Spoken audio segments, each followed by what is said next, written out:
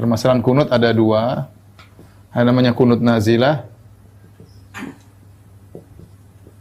Ada namanya kunut subuh. Kalau kunut nazilah, sepakat para ulama menyunahkannya ya. Para ulama 4 mazhab menyunahkan kunut nazilah. Kunut nazilah. Ya, jika terjadi musibah. Nazilah maksudnya suatu kejadian, yaitu musibah. Nazilah itu maksudnya apa?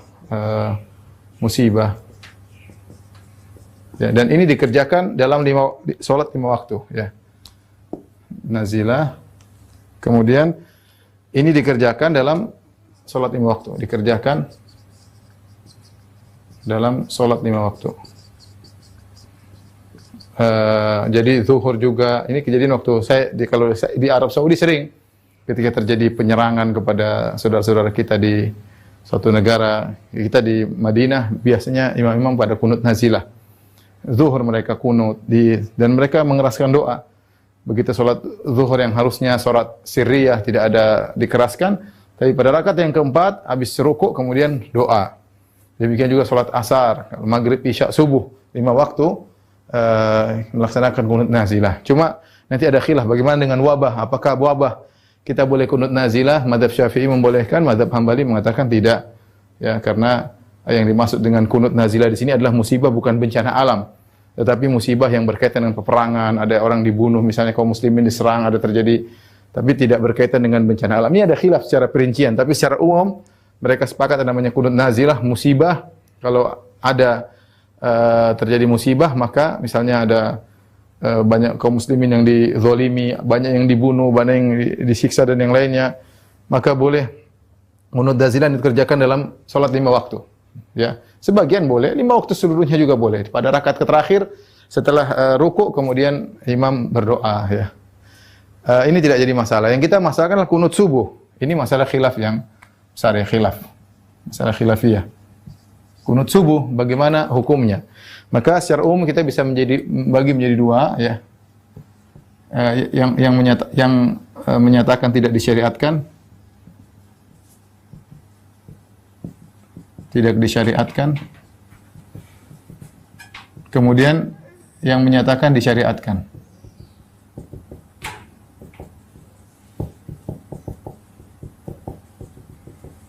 Adapun yang menyatakan tidak disyariatkan, ini juga ada terbagi menjadi dua ya. Ada mazhab Hanafi sama mazhab Hambali. Mazhab Hanafi bahwasanya kunut subuh adalah bid'ah ya. Kunut subuh bid'ah. Adalah bid'ah.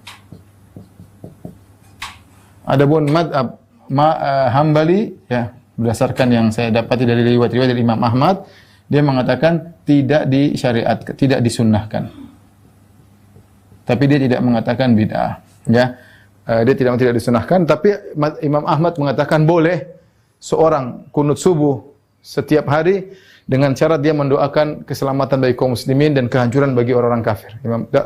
Karena Imam Ahmad mengatakan kalau setiap hari seorang kunut subuh mendoakan kaum muslimin yang terkena musibah, diserang oleh diintimidasi atau disiksa oleh orang-orang kafir, maka dibolehkan. Seakan-akan dibawa kepada hukum kunut nazilah.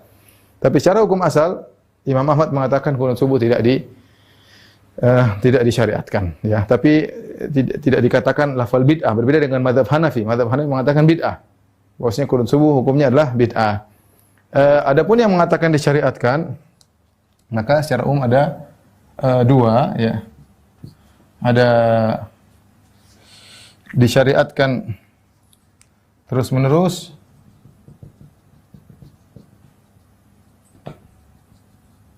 setiap hari,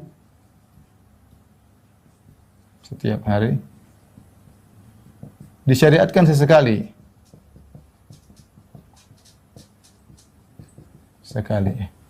Yang menyatakan disyariatkan terus-menerus ini juga ada dua. Yang pertama adalah mazhab Syafi'i, kemudian mazhab Maliki. Mazhab Syafi'i mengatakan bahwasanya sunnah muakkadah.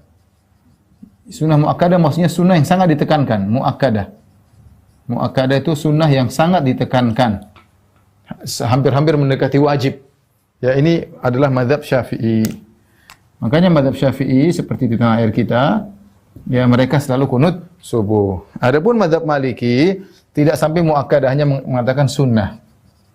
Sunnah ini mazhab Maliki. Mazhab Maliki. Nah, antara mazhab dan Syafi'i mazhab Maliki ada perbedaan dalam praktek. Ada perbedaan dalam praktek.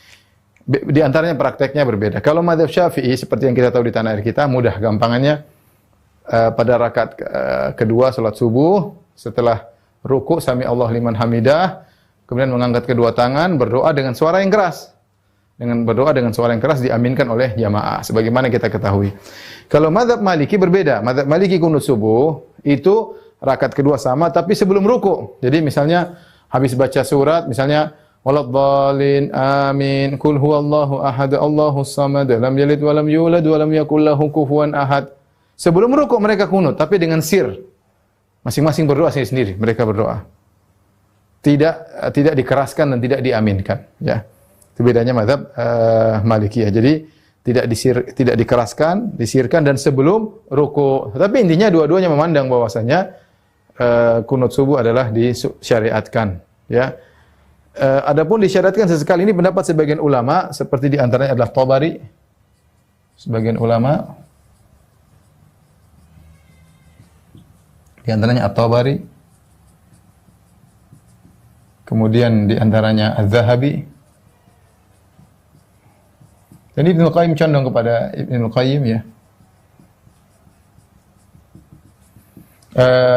Selain Maliki ini juga mazhab Zahiri. Mazhab Zahiri juga memandang hukumnya adalah sunnah Zahiriyah.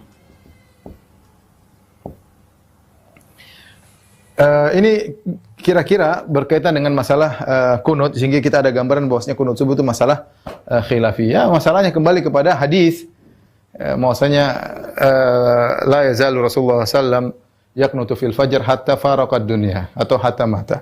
Rasulullah sallam senantiasa salat kunut subuh, ya, kunut subuh sampai beliau meninggal dunia. Terus tidak pernah meninggalkan kunut subuh. Hadis itu, ini hadis utama. Ada hadis-hadis lain, tapi saya hanya kasih isyarat bahwasanya yang mengatakan kunut subuh disyariatkan mereka berdalil dengan beberapa hadis. Ada hadis Anas dalam Sahih Bukhari, tapi tidak sharih, tidak tegas. Tapi hadis yang tegas adalah hadis yang tadi saya sebutkan, hadis Anas bin Malik radhiyallahu taala anhu, di mana Rasulullah sallallahu alaihi wasallam senantiasa salat subuh, ya, la yazal ma zala Rasulullah sallam yaqnutu fil fajri hatta faraqad dunya, hatta faraqad dunya. Rasulullah sallam senantiasa salat subuh sampai meninggal dunia. Nah, hadis ini diperselisihkan oleh para ulama tentang kesahihannya. Karena dalam sanadnya ada perawi bernama Isa bin Mahan, ya. Isa bin Mahan, ya. Dia perawi ini diperselisihkan, ada yang mengatakan dia thiqah, ada yang mengatakan dia saduq, ada yang mengatakan dia sayyul hifzi, ada yang mengatakan dia thiqah, ada yang mengatakan dia saduq, ada yang mengatakan hafalannya buruk, ya.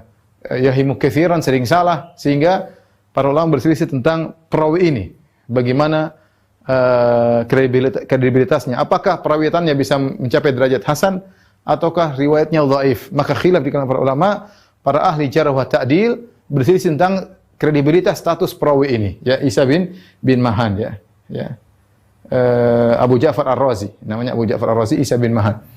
Nah, dia ini diperselisihkan oleh para ulama tentang kredibilitasnya. Dari perselisihan ini timbul apakah hadisnya sahih atau hasan ataukah dhaif. Dhaif, ya.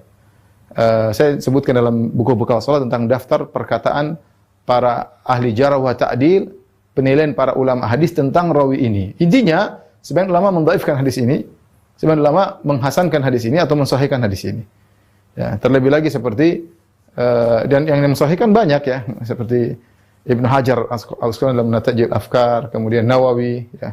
Kemudian juga di antaranya misalnya Abdurrahman bin Yahya Al-Muallimi, seorang ahli hadis dari Yaman, dia menyebutkan bahwasanya hadisnya saling menguatkan. Ada datang dalam jalur-jalur yang lain yang menguatkan hadis ini menjadi hadis yang kuat, ya. Menjadi hadis yang kuat. Wallahu a'lam bishawab, ya. Kalau saya boleh katakan bahwasanya ini masalah khilafiyah, kita tidak perlu kencing-kencengan dalam masalah ini. Menurut saya kalau kencing-kencing dalam masalah ini adalah perbuatan yang konyol, ya. Seorang boleh menyampaikan hak seseorang. Saya boleh menyampaikan menurut saya, misalnya saya bilang ini hukumnya bid'ah. Saya punya salaf. Kalau saya bilang bid'ah, saya punya salaf. Imam Abu Hanifah mengatakan bid'ah. Dan murid-muridnya mengatakan bid'ah. Tapi kalau ada yang mengatakan sunnah, ada juga salafnya, ada Imam Syafi'i, ada Imam Malik, dan mereka bukan orang-orang yang tidak tahu hadis, mereka pakar hadis seluruhnya. Ya. Dan juga ada At-Tabari, Dzahabi, ya, disyariatkan sesekali Ibnu Qayyim, ya.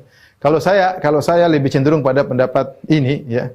Pendapat yang terakhir, yaitu sesekali disyariatkan tidak jadi masalah, sesekali, bukan suatu yang sunnah muakkadah tiap hari. Karena seandainya kalau itu sunnah muakkadah tiap hari, Rasulullah SAW selalu melakukan kunut subuh setiap hari, tentunya akan suatu riwayat yang mutawatir. Para sahabat akan menukil dengan banyak dan tidak perlu ada khilaf karena tiap hari Nabi lakukan. Ya, tentu yang meriwayatkan akan banyak. Tetapi karena ketika ada khilaf, ada yang mengatakan sunnah, ada yang mengatakan tidak, ada sebagian hadis akan mendukung, ada sebagian hadis akan menolak. Ya, maka kita mengambil jalan tengah, dan ini pendapat sebagian ulama bahwasanya kunut subuh sesekali tidak jadi masalah. Ya. Tapi intinya yang saya ingatkan, tidak perlu kita berdebat dalam masalah ini.